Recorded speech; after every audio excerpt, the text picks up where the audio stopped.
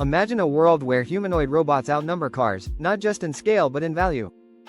According to a proprietary model developed by our US research team, the global humanoid market could reach $4.7 trillion by 2050, making it materially larger than today's entire auto industry. That's nearly double the combined revenue of the top 20 global car manufacturers in 2024, and the auto industry may very well shrink further in the next 25 years.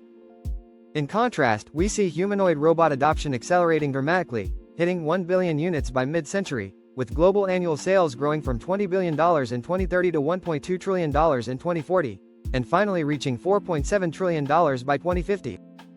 Now let's be clear, this isn't going to happen overnight. We're not waking up tomorrow with a humanoid butler in every home. Adoption will be gradual.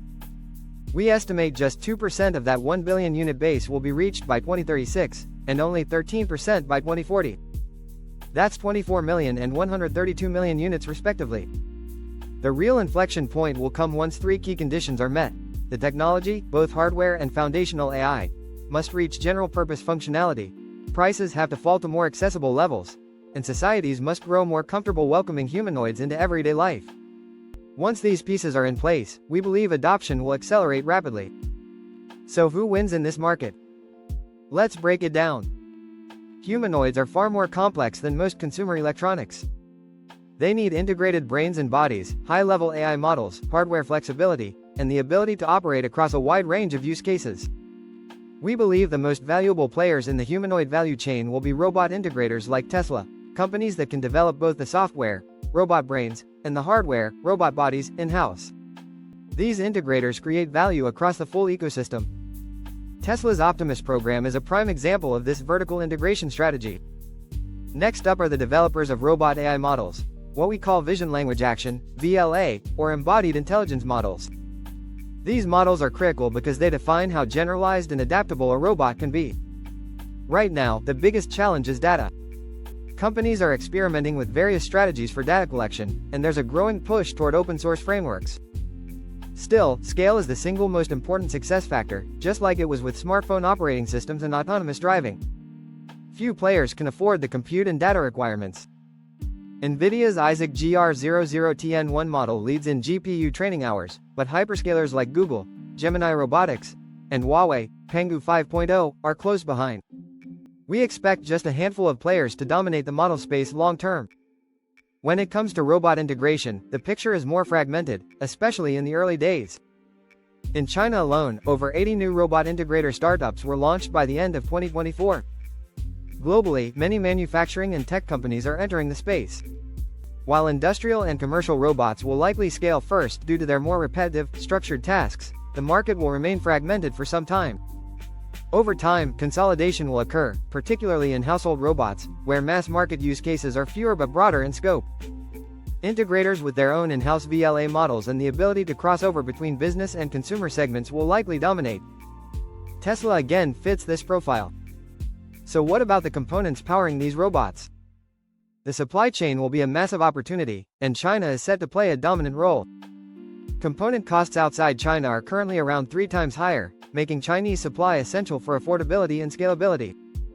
As demand for humanoids increases, we expect a global surge in capacity investment, particularly in sensors, harmonic reducers, and planetary roller screws, which offer both scalability and high technical barriers. Companies like Novanta, Hengli, HDS, and LeaderDrive are already leading in this space. Unlike the auto industry, where actuator assembly is outsourced to low-margin assemblers, humanoid integrators may opt to assemble components in-house, especially in the early stages. This allows component makers to move up the value chain, offering more vertical integration and higher margins. Now let's talk pricing. Robot costs are expected to fall sharply as volumes rise.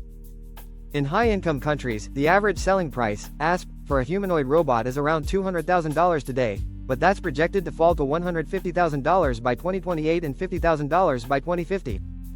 In middle-income countries, prices will start lower, around $50,000 in 2024, and decline to just $15,000 by 2050, thanks largely to more cost-effective Chinese manufacturing.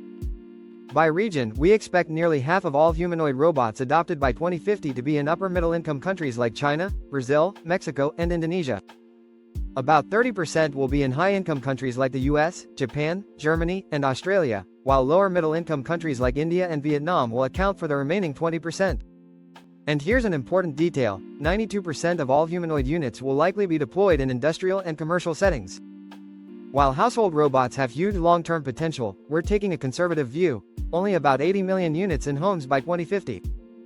Cost, safety, and advanced AI needs remain barriers to mass adoption at home. In the end, we believe the humanoid robot industry won't just be bigger than the auto industry, it will reshape it entirely. From factories and logistics centers to hospitals and homes, humanoids will become central to how the world works. And the companies that lead in robot brains, body design, and key components will be the new titans of industry. So if you're interested in the future of robotics, AI, and automation, this is one trend you can't afford to ignore. Be sure to hit that like button, subscribe for more deep dives like this, and let us know in the comments: how long until you get your own humanoid?